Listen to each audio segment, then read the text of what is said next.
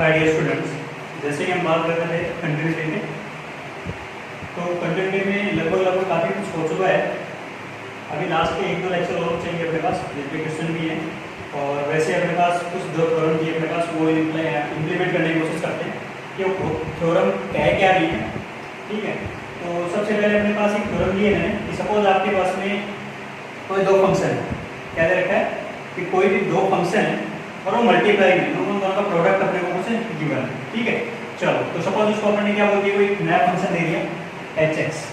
ठीक है, तो मेरे प्यारे विद्यार्थी थोड़ा ध्यान देना कि सपोज आपके पास में माना gx एक असंतत फलन कहाँ पर x बराबर 0 पर, but left hand limit right hand limit और फंक्शन की वैल्यू वो क्या चल रही है आपके पास में, ये बोल सकते हैं इसको कि कोई पॉइंट ए था जिसके ऊपर left hand limit right hand limit और फंक्शन की वैल्यू एग्जिस्ट करती है। मतलब आपके पास में फंक्शन डिफाइंड फॉर्म में है, लेफ्ट हैंड लिमिट भी एग्जिस्ट कर रही है और राइट हैंड लिमिट और फंक्शन की वैल्यू भी आ रही है। ठीक है, पहली चीज ये, बट अपने पास वो इक्वल नहीं, जिसको हम अपने में क्या हो गया, डिसकंटिन्यूअस फंक्शन हो गया। ठीक है, फिर क्या बोला है, एक fx फंक्शन हो रहा है। ठीक है, और वो बोल रखा है x a पर कंटीन्यूअस है, और उसको क्या बोल रखा है कि fx is continuous at x a। Then product function, उन दोनों को मल्टीप्लाई करने के बाद में जो फंक्शन बन रहा है, सपोज वो क्या है आपके पास hx fx टाइप, बिकॉज़ उसके क्वेश्चन करेंगे तब आपको ज्यादा समझ में आएगा। उससे पहले अपने को स्टेटमेंट याद रखना है कि आपके पास में एक फंक्शन कंटीन्यूअस होगा उस पॉइंट के ऊपर, सपोज वो x a दे रखा है, और एक फंक्शन क्या होगा, डिसकंटीन्यूअस होगा। फिर अपने को ये बताना है कि ओवरऑल hx है वो x a पर कंटीन्यूअस है या डिसकंटीन्यूअस। ठीक है, अच्छा तो ध्यान क्या दोगे कि कंटीन्यूअस कब होगा कि जब f of a equals to क्या आ जाएगा आपके पास में 0। यदि f of a equals to 0 आ रहा है तो फंक्शन को क्या बोलने वाले, इस वाले को h ऑफ a को कंटीन्यूअस। और अगर आपके पास में f of a is not equals to 0 आ रहा है तब क्या बोलने वाले हो उसको, h ऑफ a को क्या बोलने वाले हो, डिसकंटीन्यूअस। ठीक है, तो मेरे प्यारे विद्यार्थी ये दो टर्म अपने पास इंपॉर्टेंट है कि जब भी आपके पास में एक फंक्शन को कहीं ना कहीं दिक्कत थी, एक फंक्शन कहीं ना कहीं अपने को डिसकंटिन्यूटी दिखा रहा है किसी पॉइंट पर, तो फिर अपने को उस पॉइंट पर ही क्या चेक करना है, दूसरे वाले फंक्शन के अंदर क्या डालो, वैल्यू डालो। उस x a को f ऑफ a के अंदर डाला। ठीक है, f ऑफ x मतलब f ऑफ a डाला, और वो वैल्यू आपके पास में 0 है तो कंटीन्यूअस बोल दूंगा, और वो वैल्यू अगर अपने पास नॉट इक्वल टू 0 है तो क्या बोल दूंगा, डिसकंटीन्यूअस बोल दूंगा। ठीक है, चलो तो उसी बेस पे अपन कुछ क्वेश्चन करते हैं। देखो कि बोल रखा है कि discuss the continuity of 4 function ले रखे हैं। ठीक है, कि सपोज आपके पास में ऐसे कुछ फंक्शन दे रखे हैं। अच्छा, मैंने क्या बोला कि आपके पास में एक फंक्शन डिसकंटिन्यू होगा किसी न किसी पॉइंट्स पर, और एक फंक्शन के बारे में अपने को जानकारी लेनी। Suppose x into fractional x दे रखा है, तो मेरे प्यारे विद्यार्थियों आपको ये दिख रहा है फ्रैक्शनल x। आपको पता है कि x बिलोंग्स टू इंटीजर पे ये क्या होता है कि अगर x की वैल्यू इंटीजर रखोगे, अगर x की वैल्यू इंटीजर रखोगे तो यहाँ जितने भी इंटीजर रखोगे फंक्शन क्या होता है, टूटता है। ग्राफ कैसा होता है भाई, फंक्शन का जो ग्राफ बन रहा है फ्रैक्शनल पार्ट फंक्शन का, ये जो भी दे रखा है फ्रैक्शनल पार्ट फंक्शन दे रखा है मैंने, तो आपके पास में जो भी आपके पास में फ्रैक्शनल x का फंक्शन बनाओगे तो ग्राफ बनाते कुछ ऐसा बन के आता है, ऐसे कुछ ग्राफ बन रहे हैं। तो आपको दिख रहा है कि ये 0 1 2 ब्रेक हो रहा है ना अभी आपके पास में। जैसे जैसे आप इसको आगे और करते जाओगे तो ये आपके पास में पता है कि जब जब आप x बराबर इंटीजर रखोगे, कि x के इक्वल इंटीजर रखोगे, तो ये आपके पास में ग्राफ टूट रहा है। मतलब फंक्शन क्या चल रहा है, डिसकंटीन्यूअस। कहां पर, जहां जहां मेरे पास इंटीजर थे उन पर। पहली बात। अच्छा, अब जैसे मैंने ये बोला कि x बराबर a पर, x बराबर i पर, ये क्या है, डिसकंटीन्यूअस है। पहली कंडीशन ये दे रखी थी कि gx क्या होना चाहिए, डिसकंटीन्यूअस फंक्शन होना चाहिए। ठीक है, पहली चीज हो चुकी। अब ये x बराबर i पर किसके अंदर पुट करेंगे, जो अगले वाला प्रोडक्ट फॉर्म में दे रखा है कि x दे रखा है। अच्छा, जब यहाँ पे रखूंगा तो आपको पता है कि सपोज मैंने इसको बोल दिया है कि ये gx था। ठीक है, यहाँ बोल रहे हैं, देखो ऊपर जो ले रखी है टर्म्स ले रखी है, तो टर्म्स में मत जाओ आप सिर्फ समझने की कोशिश करो कि gx x है, ये वाली चीज अपने पास क्या दे रखी है, gx x दे रखी है। ठीक है, अच्छा तो मैं क्या करूंगा कि ये x बराबर i इसके अंदर रखूंगा। जैसे रखूंगा तो g ऑफ i क्या आ जाएगा, i आएगा, कि x की जगह i पुट किया, कि y बराबर x तो दे रखा था, x की जगह i पुट किया। तो आपको पता है कि g of i is not equal to, क्या ये 0 के इक्वल हुआ नहीं भाई, ये तो 0 नहीं हुआ ना, कि g of i is equal to i, कोई ना कोई नंबर आ रहा है। ये देखो कंडीशन क्या दे रखी है, f of a is not equal to 0, condition ये था। बट अगर आपके पास में क्या दे रखा हो कि but x is equal to 0, 0 भी एक इंटीजर ही है, और जब 0 एक इंटीजर है तो यहाँ पे वैल्यू क्या होगी, g of 0 is equal to 0। तो मैं क्या बोलूंगा, एक्सेप्ट x इक्वल टू 0, कि 0 के अलावा आपने जितने भी इंटीजर लिए, 0 के अलावा आपने जितने भी इंटीजर लिए उन पर फंक्शन क्या चल रहा है, उन पर फंक्शन क्या चल रहा है, डिसकंटीन्यूअस। क्यों? क्योंकि कंडीशन कौन सी सेटिस्फाई कर रहा है, ये वाली, कि g of i is not equals to 0, g of i is not equals to 0, तब तो क्या बोल दिया, डिसकंटीन्यूअस। तो मैंने बोला अगर x बराबर 0 है तो x बराबर 0 पर आपके पास में क्या देगा, ये तो अभी 0 0 पे तो एक इंटीजर था, तो 0 पर आपके पास में ये वैल्यू क्या दे दिया, f of x, सपोज आपके पास में ये चल, तो f of x is equals to a, x की जगह 0 रखा तो f of a is equals to 0, तो एक्सेप्ट 0, 0 के अलावा ये हर जगह क्या है, डिसकंटीन्यूअस है, बट x equals to 0 के फंक्शन क्या हो रहा है, कंटीन्यूअस। ठीक है, तो मेरे प्यारे विद्यार्थी यही चीज आपको समझनी थी। सेकंड देखते हैं कि fx is equals to greatest x into cos x दे रखा है। चल पता है कि ग्रेटेस्ट को दिक्कत होती है, ग्रेटेस्ट को कहां दिक्कत है भाई, ग्रेटेस्ट को कहां दिक्कत है, अगेन सेम वही लॉजिक आपके पास में कि i बराबर अगर मैं क्या रखूं भाई, x बराबर इंटीजर रखूं, सॉरी x बराबर इंटीजर रखूंगा तो ये ग्राफ तो टूटेगा, और ग्राफ टूटेगा तो इसका मतलब i x बराबर i पर ग्रेटेस्ट x क्या होता है, डिसकंटीन्यूअस फंक्शन होता है। ठीक है मेरे प्यारे विद्यार्थी, ये बात भी सीखी। अब इसको दिक्कत थी i पर, कि i पर ये क्या है, डिसकंटीन्यूअस। अच्छा तो फिर भी अगले वाले पे चेक करो कि इसको i पे क्या दिक्कत है। अब मैं बात करूं, अब अगर मैं i की वैल्यू 0 भी रखूं, 1 भी रखूं, -1 भी रखूं, 2 भी रखूं, π/2, 3π/2, जो भी रखूं, ठीक है, जितनी भी वैल्यू रखूंगा यहाँ पर, ये वाली चीज कब 0 होने वाली है, ये वाली चीज कब 0 होने वाली है। अब ये चीज 0 कब होगी वो मेरे को पता है कि i इज इक्वल्स टू, आपने क्या बोला कि सर अब मैंने तो ऐसा किया कि π/2 रख दिया। अब पहले तो ये देखो ना कि π/2 एक इंटीजर है क्या भाई, 1 π/2 मतलब आपके पास 3.14 डिवाइड बाय 2 करोगे तो 1.5 के अप्रोक्सीमेट कोई ना कोई नंबर होगा, बट वो तो क्या नहीं है, वो तो इंटीजर नहीं है। तो फिर इंटीजर वाली चीज रखो ना, 1 2 3 4 5 6 7 ऐसे कुछ रखो। जब इंटीजर वैल्यू रखूंगा तो ये आपके पास में कभी भी 0 होने वाला है, ये कभी भी सर 0 नहीं होने वाला। क्यों नहीं होने वाला सर, मैं तो फिर ऐसा सपोज आई की जगह 0 भी रख के देख लिया, cos 0 1, ये तो फिर अगेन अपने पास वही क्या बोल दिया कि f of a क्या नहीं आ रहा आपके पास में, जो मल्टीप्लाई में जो फंक्शन था वो क्या नहीं हो रहा, नॉट इक्वल टू 0, मतलब आपने i रखा तो भी कोई फर्क नहीं पड़ा। क्यों? तो भी आपके पास में cos x की वैल्यू क्या नहीं है, आपके पास में 0 नहीं है। मेरे प्यारे विद्यार्थियों ध्यान क्या देना है, ध्यान ये देना है, दो फंक्शन आपके पास में मल्टीप्लाई में चल रहे हैं, एक डिसकंटीन्यूअस होगा और एक कंटीन्यूअस होगा। cos x आपको पता है रियल नंबर में क्या होता है, कंटीन्यूअस फंक्शन होता है।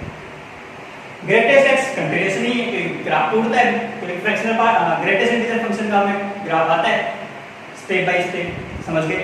चलो तो इसका मतलब ये हमेशा ये है डिसकंटीन्यूअस, ठीक है, इसका मतलब ये x बराबर i पर ये क्या चल रहा है, डिसकंटीन्यूअस चल रहा है। तो मेरे प्यारे विद्यार्थियों ये हमेशा ही क्या रहने वाला आपके पास में, डिसकंटीन्यूअस रहने वाला है। कब? कि जब x बिलोंग्स टू i होगा तब, समझ गए।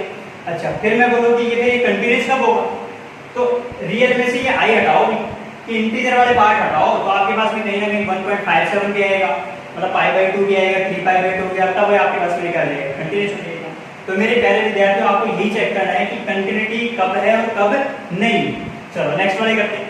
आपको दिख रहा है कि अलजेब्रिक फंक्शन है, एक एक्सपोनेंशियल फंक्शन है, ये हमेशा दोनों क्या होते हैं, कंटीन्यूअस। तो ये डायरेक्ट बोलूंगा कि ये भी रियल में कंटीन्यूअस है, ये भी रियल में कंटीन्यूअस, तो ओवरऑल भी आपके पास में क्या आने वाला है, कंटीन्यूअस फंक्शन, दिमाग लगाना ही नहीं। अच्छा sin x upon x, अच्छा फिर मैंने बोला कि fx into gx टाइप बन सकता है, बढ़ेगा sin x into 1/x। इस 1/x को दिक्कत है, कहाँ दिक्कत, x बराबर 0 पर दिक्कत, x बराबर 0 पे डिफाइन ही नहीं होगा। sin x तो हमें पता है कि रियल में क्या होता है, कंटीन्यूअस, क्योंकि x बिलोंग्स टू r दो में लेते हो तो ये हमेशा ही क्या देगा आपको, कंटीन्यूअस का। तो फिर इसको दिक्कत थी ना, gx तो ये है, fx ये है, अब ये hx को मल्टीप्लाई करके जो बन के आ रहा है sin x upon x, वो क्या होगा, तो मैं बोलूंगा कि अगर आप x 0 रखते हो तो ये तो क्या बढ़ गया, डिसकंटीन्यूअस बढ़ गया। तो x 0 पे ये क्या दे रहा है भाई, sin 0 की वैल्यू क्या हो चुकी है, 0। इसका मतलब देखो दिक्कत कहां थी, x बराबर 0 पर दिक्कत थी, x बराबर ये डिसकंटीन्यूअस था, बट यहां पे अपने पास चेक क्या करना था, अगले वाले को चेक करना है। तो f of 0 क्या हो चुका है, 0। इसका मतलब ओवरऑल फंक्शन आपके पास में sin x upon x क्या चल रहा है, एक कंटीन्यूअस फंक्शन है। बोलो समझ में आया कि है। तो मेरे प्यारे विद्यार्थियों आपको यही थोड़ा ध्यान रखना है कि फंक्शन कब कंटीन्यूअस है, कब डिसकंटीन्यूअस है। एक फंक्शन डिसकंटीन्यूअस होगा, डिसकंटीन्यूअस के जितने भी पॉइंट है डिसकंटीन्यूटी वाले उन्हीं पर अपने को fx को चेक करना है कि f of a equals to 0 दे रहा है तो फंक्शन ओवरऑल कंटीन्यूअस है। अगर ऐसा नहीं आ रहा है f of a is not equals to 0 आ रहा है तो इसका मतलब क्या चल रहा है, डिसकंटीन्यूअस फंक्शन। और ये बात किसकी कर रहे हैं, ओवरऑल फंक्शन की, hx की बात कर रहे हैं। ठीक है, चलो तो मेरे प्यारे विद्यार्थियों, ये मैंने एक बेसिक सी थ्योरम लिखी थी, आपको स्टेटमेंट और एज इट इज आपको याद रखना है, बहुत काम की है। शॉर्टकट में क्वेश्चन सॉल्व करने का तरीका सबसे ज्यादा इंपॉर्टेंट ये है। ठीक है, चलो नेक्स्ट की बात करते हैं। अच्छा एक चीज और देख लेना कि भाई आपके पास में जैसे मैंने नोट में लिखवा रखा है, आप इसे एक नोट पढ़ोगे तो उसमें कंटीन्यूअस डिसकंटीन्यूअस क्या निकलेगा ओवरऑल, कंटीन्यूअस डिसकंटीन्यूअस क्या निकलेगा overall, continuous plus into continuous या कंटीन्यूअस माइनस इनटू कंटीन्यूअस, ये जो भी चीज लिखी थी मैंने कंपोजिट के लिए सबके लिए, तो वो दिमाग में रखना आपको, इसमें आराम से है। ठीक है, जहां दिक्कत होती है उसको कैसे चेक करते हैं वो मैंने इस थ्योरम में बता दिया आपको। ठीक है, चलो अब बात करते हैं अपन अगली theorem of continuity, very very important. ठीक है, ऐसी ही थ्योरम आपको जब डिफरेंशिएट पढ़ेंगे तो डिफरेंशिएबिलिटी में आपके पास में ऐसी थ्योरम आने वाली है, दो तीन, रॉल्स, लाग्रांज। ठीक है, तो पहले अपने को ये इंपॉर्टेंट है तो ये याद रखनी है, कैसे क्या करना है वो मैं बता देता हूँ। स्टेटमेंट क्या कहता है देखो कि यदि f(x) एक संतत फलन है क्लोज इंटरवल ab में, if f of a into f of b, if f of a into f of b less than 0, मतलब आपके पास में क्लोज इंटरवल ab पर फंक्शन की वैल्यू ली और उन दोनों को मल्टीप्लाई किया, अगर वो 0 से छोटा मतलब नेगेटिव वैल्यू आ रही है, अगर वो नेगेटिव वैल्यू आ रही है तो क्या बोलोगे, एक ऐसा c विद्यमान होगा किसके अंदर उस क्लोज इंटरवल ab में या उस ओपन इंटरवल ab में कि जहां से f of c की वैल्यू कितनी आएगी आपके पास में 0, f of c की वैल्यू क्या आएगी आपके पास में 0। या तो ये स्टेटमेंट बोल क्या मैं बोलूं, there exist at least one number c, कि कम से कम एक ऐसा नंबर c आना चाहिए जो आपको f of c 0 दे। फिर अपने पास तीसरी स्टेटमेंट ये कहता है, स्टेटमेंट वही है, सेम एक ही स्टेटमेंट को मैंने तीन चार तरीके से लिखा है, जो भी आपको मना है वो याद कर लेना। There exist one root of fx is 0, कि कोई भी आपके पास में एक इक्वेशन तो होगी ना भाई, fx कोई फंक्शन होगा उसको बराबर 0 करोगे तो c उसका एक रूट एग्जिस्ट करना चाहिए, ये बोल रहा है इसमें वो ये क्लोज इंटरवल ab के बीच में। अच्छा, फिर the graph of y is to fx intersect at x axis at least once in close interval ab, कि आपके पास में जो भी आप ग्राफ बनाओ, सपोज मैं यहाँ तो ग्राफ बनाता हूँ कि आपके पास में सपोज ये कोई ग्राफ बना, ये a वैल्यू चल रही है, ये b वैल्यू चल रही है। ठीक है, कोई भी ग्राफ था fx का, वो क्या करना चाहिए, कम से कम एक बार क्या करना चाहिए, क्लोज इंटरवल ab में x एक्सिस को इंटरसेक्ट करना चाहिए, x एक्सिस को इंटरसेक्ट करना चाहिए कहां पर, a से b के बीच में कहीं ना कहीं पर है अपने पास। तो ये जो आपके पास में इंटरसेक्टिंग वाला पॉइंट है, ये आपके पास में x इक्वल टू c है। बोलो मेरे प्यारे विद्यार्थी समझ में आया कि नहीं आया, क्यों, क्योंकि इसी में तो अपने पास fx बराबर 0 होगा। तो मतलब एक स्टेटमेंट को आप 5 तरीके से याद रखो, 3 तरीके से याद रखो, डिपेंड करता है आप पर कि आप कौन से वे में इसको याद रख सकते हो। ठीक है, अच्छा इसी स्टेटमेंट बेस पे फिर अपने पास कुछ नोट लिखे मैंने, वो नोट देखो क्या रखे कि जब भी आपको इस टाइप के क्वेश्चन को सोल्व करना हो तो पहले आपको करना क्या पड़ेगा, वो देखो करना क्या है कि to show the existence of c, अगर आपको c के बारे में बताना है कि ऐसा एक c विद्यमान है कि नहीं है, तो आप क्या करो कि root of an equation in an interval से अल्फा बीटा, कोई भी एक इंटरवल था अपने पास अल्फा बीटा, उसके अंदर एक c ऐसा होगा, उसके लिए क्या करना है, bring all the terms in left hand side, जितनी भी आपके पास में fx x करके कुछ दे रखा है तो उस x वाले टर्म्स को कहां लाओ, लेफ्ट हैंड साइड, और उसे एक नया फंक्शन बना लो, उसको एक क्या बना लो, सपोज आपके पास में कोई फंक्शन दे रखा था fx x, तो आपको क्या करना है fx x और इसको कोई नया फंक्शन दे दो gx। ये बोला मैंने, क्या बोला, fx x करके कुछ दे दिया आपको, अब कोई जरूरी नहीं x ही हो, वो आपके पास में क्वाड्रेटिक, क्यूबिक, ठीक है, कुछ भी रखा हो या ट्रिग्नोमेट्रिक, जो भी फंक्शन दे रखा हो, तो fx कुछ दे रखा होगा, जो कुछ दे रखा है उसको लेफ्ट हैंड साइड में लेके जाओ, उसको कोई नया फंक्शन बोल दो g(x). ठीक है, पहला काम ये करना है। अब करना क्या है, रिप्लेस c विद x, जो भी आपके पास में c के अंदर तो इक्वेशन होगी, तो c वाली चीज को तो मैंने किसमें कन्वर्ट कर दी, x में कन्वर्ट कर दी, वही मैंने बोली है सेकंड स्टेप। फिर now assume expression of x as gx, ये बोला है मैंने, इसको नया नाम क्या बोल दो, gx बोल दो। ठीक है, अच्छा now check g of alpha और g ऑफ बीटा, जो भी आपके पास में अल्फा बीटा इंटरवल था, अब मैं यहाँ पे क्या करूंगा, ये g of alpha is to f of alpha minus alpha, कि g of beta is to f of beta minus f of beta minus beta, ये कुछ बन गया अभी आपके पास में। ठीक है, अब इन दोनों का प्रोडक्ट देखूंगा, अब कि ये जो दोनों का प्रोडक्ट आया था ना, ये लिखा था अपन ने कि F of A to statement आपकी कंडीशन क्या थी वो इंपॉर्टेंट है कि एफ एक्स एक कंटीन्यूअस होना चाहिए क्लोज इंटरवल ए बी में और साथ में F of A to F of B क्या होना चाहिए लेस देन 0 होना चाहिए, तभी आपके पास में सी के बारे में आप कुछ बात कर सकते हो। तो सबसे इंपॉर्टेंट चीज क्या थी, इन दोनों को मल्टीप्लाई करो कि G of alpha into G of beta और ये क्या जाना चाहिए आपके पास में लेस देन 0 होना चाहिए, ये क्या आना चाहिए आपके पास में लेस देन 0 होना चाहिए। जैसे ही 0 आता है फिर क्या करते हैं, देखो now check G of alpha into G of beta if the one of the opposite sign, अच्छा ये प्लस का और ये माइनस का हो तो मल्टीप्लाई करने पे क्या बनेगा माइनस का मतलब लेस देन 0, ये माइनस का और ये प्लस का या ये माइनस का ये प्लस का दोनों माइनस के हो गए तो ग्रेटर देन 0 हो गया ना, तो फिर कंडीशन सेटिस्फाई नहीं है तो थ्योरम को कंटिन्यूटी की बात ही नहीं कर सकते, सही है कि? अच्छा फिर ऐसे अपने पास अपोजिट मतलब दोनों में से कोई एक अपोजिट साइन का होना चाहिए, तो gx is a continuous function then using the continuity theorem of continuity, then using the theorem of continuity there exist ऐसा एक c ऐसा विद्यमान होगा। जैसे मैंने क्वेश्चन लिखा है उसको करने की कोशिश करते हैं और आप बताओगे कि हाँ भाई कि ये है क्या, ठीक है? तो सबसे पहले देखो क्वेश्चन क्या दिया है कि let fx is a continuous function, पहले मैंने कंडीशन क्या बोल दी थी कि fx क्या होना चाहिए कंटीन्यूअस फंक्शन, शाबाश, तो इसका मतलब आपके पास में fx कंटीन्यूअस फंक्शन है। फिर क्या बोला कि f of a greater than a चल रहा है, f of b less than b चल रहा है, देन फाइंड या prove that there exist a number c belongs to ab such that f of c is equal to c। अच्छा अब तो मेरे प्यारे विद्यार्थियों ध्यान याद रखिए, क्वेश्चन बहुत इजी है और इस टाइप का एक ग्रुप में क्वेश्चन आता है तो बोर्ड के लिए ज्यादा इंपॉर्टेंट है ये, ठीक है, और मेंस के लिए।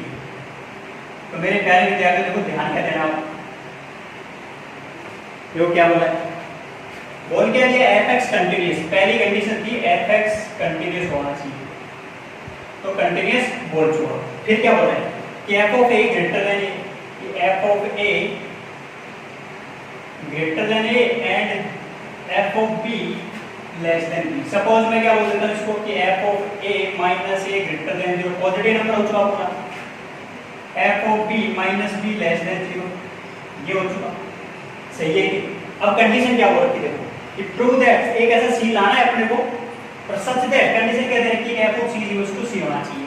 पहली स्टेप क्या थी कि f of c equals to c है, एक तरफ लाओ लेफ्ट हैंड साइड में लाए पहली कंडीशन कि f of c minus c equals to 0, suppose ऐसा कुछ c को दूसरी स्टेप c को x से रिप्लेस करो, c को x से रिप्लेस कर दो f of x minus x, इसको कोई नया फंक्शन दे दो कि ये क्या चल रहा है gx, पहली कंडीशन ये लिखी थी हमने, ठीक है? अभी जो मैंने बोली थी, अच्छा जैसे ही मैंने ये बोल दिया अब क्या करो आप कि g ऑफ a लाओ, क्लोज इंटरवल a भी बोल सकते हैं, तो g of a equals to कितना आ जाएगा f of a minus a, और ये कंडीशन क्या दे रखी है f of a minus a, f of a minus a क्या दे रखा है ग्रेटर देन 0, मतलब आपके पास में g of a greater then 0 हो चुका। दूसरी कंडीशन देखो क्या दे रखी है कि f ऑफ b, तो g ऑफ b ना होगी कि g of b f of b minus b और ये क्या दे रखा है लेस देन 0, इसका मतलब ये आपके पास में ओवरऑल g ऑफ b क्या हो चुका लेस देन 0।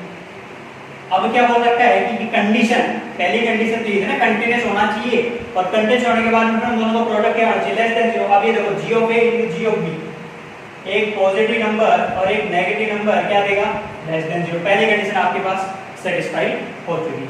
अब मैं डायरेक्ट क्या बोलूंगा कि ये कंडीशन सही है कि f of a sorry g of a into g of b less then 0, तो फिर मैं यहां डायरेक्ट क्या बोलूंगा यूजिंग थ्योरम ऑफ कंटिन्यूटी एक ऐसा c जरूर होगा जो किसके बीच में आ रहा होगा a से b के बीच में।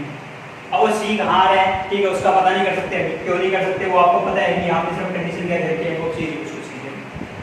अगर मुझे c की वैल्यू फाइंड आउट करनी है, ठीक है, तो वो अपने पास यहाँ पे कोई क्वाड्रेटिक इक्वेशन बना के देगा कुछ ना कुछ, ठीक है, कुछ ना कुछ अलग से क्वेश्चन देगा जो अपने पास जो इसके बाद में जो नेक्स्ट लेक्चर अपलोड करूंगा मैं उसमें आपको उसी बेस पे एक रैशनल का क्वेश्चन आएगा जो आपके पास में बोर्ड में भी इंपॉर्टेंट है और उसके अलावा अपने पास मेंस में भी।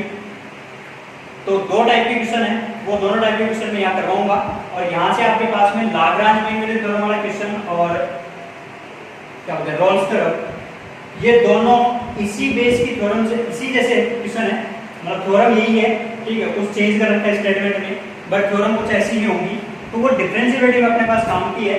यहाँ सिर्फ आपको ये ध्यान रखना कि स्टेटमेंट थ्योरम ऑफ कंटिन्यूटी क्या कहती है, वैसे वहाँ पे मैं लिखूंगा थ्योरम ऑफ डिफरेंशिएबिलिटी क्या कहती है, ठीक है। तो आपको ये ध्यान रखना है, अपने को रेगुलरिटी रखनी है क्वेश्चंस एक जैसे ही आने वाले, क्वेश्चंस में कुछ अलग चीजें नहीं है, ठीक है भाई। अपने को एक f dash c equals to 0 बोल देगा वहां कहीं पे, ठीक है, या फिर f dash c equals to f of b minus f of a upon a b minus a ऐसा कुछ बोलेगा। तो वो थ्योरम्स हैं, उन थ्योरम्स पे अपने को सबसे इंपॉर्टेंट चीज है कि कंडीशन क्या दे रखी है वो आपको दिमाग में रखनी है। तो मेरे प्यारे विद्यार्थियों, अभी जो अपने क्वेश्चन किए हैं, मैं ये एक बात बोलना चाहूंगा कि जितने आप क्वेश्चन करोगे उनको इसी टाइप से सॉल्व करने की कोशिश करें, ठीक है। अभी मैं एक टाइप के क्वेश्चन और लूंगा। अभी तक आपने इंटीजर टाइप के क्वेश्चन, ग्रेटेस्ट इंटीजर फंक्शन के क्वेश्चन या फ्रैक्शनल पार्ट फंक्शन के क्वेश्चन काफी किए हैं, ठीक है। नेक्स्ट वाले लेक्चर में मैं जहां तक हो सकेगा कंपोजिट फंक्शन के आपको क्वेश्चन लिखने की कोशिश करूंगा और उनको सॉल्व करने की कोशिश करेंगे। साथ में अपने पास थ्योरम ऑफ कंटिन्यूटी में जो एक दो क्वेश्चन बनते हैं अपने पास अच्छे, वो क्वेश्चन करते हैं, ठीक है। तो आपको ये दो स्टेटमेंट याद रखने, दोनों वेरी वेरी इंपॉर्टेंट है, ठीक है। और तब तक के लिए धन्यवाद।